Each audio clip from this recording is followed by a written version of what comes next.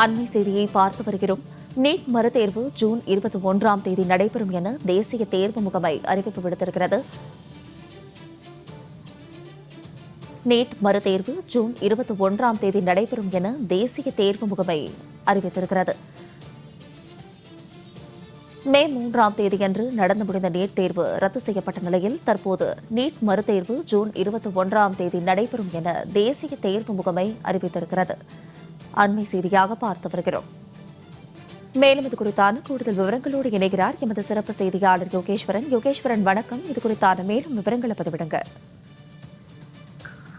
சார்லதா, 2026 கல்வி ஆண்டுக்கான நீட் நுழைவுத் தேர்வு என்பது மே 3ஆம் தேதி நாடு முழுவதுமே நடைபெற்றது. சுமார் 22 லட்சத்திற்கும் அதிகமான மாணவ மாணவிகள் இந்த தேர்வை எழுதியிருந்த நிலையில வினாத்தாள் கசிவு காரணமாக சில தினங்களுக்கு முன்பாக தேர்வை ரத்து செய்து தேசிய தேர்வு முகமை அறிவித்திருந்தது. அதே நேரத்தில் புதிய தேர்வுக்கான தேதி என்பது விரைவில் அறிவிக்கப்படும் என அறிவித்திருந்த நிலையிலே ஜூன் மாதம் 21ஆம் தேதி நீட் தேர்வு என்பது நாடு முழுவதும் நடத்தப்படும் என தேசிய தேர்வு முகமையானது சில நிமிடங்களுக்கு முன்பாக அதிகாரப்பூர்வமாக அறிவித்திருக்கிறது.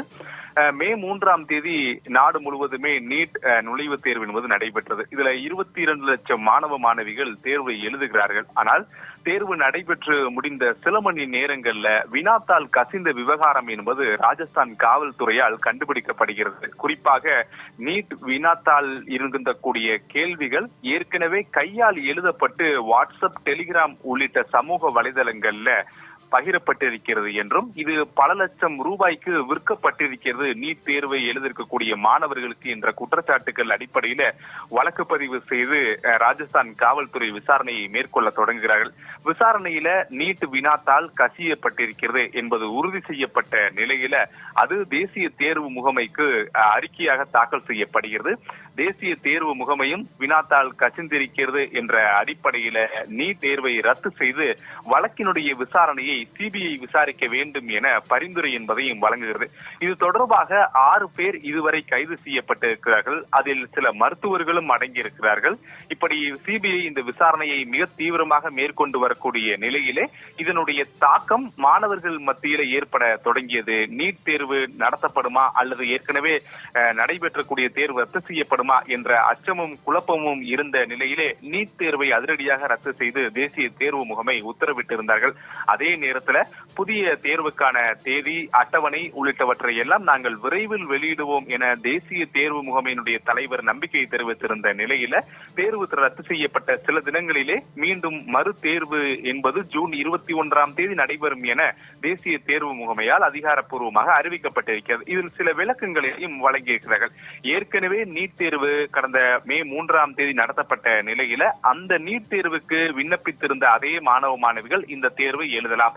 அவர்கள் புதிதாக எந்தவித கட்டணமும் செலுத்தி மீண்டும் விண்ணப்பித்துதான் இந்த தேர்வை எழுத வேண்டும் என்ற எந்த கட்டாயமும் இல்லை என்ற ஒரு விளக்கத்தையும் வழங்கியிருக்கிறார்கள்.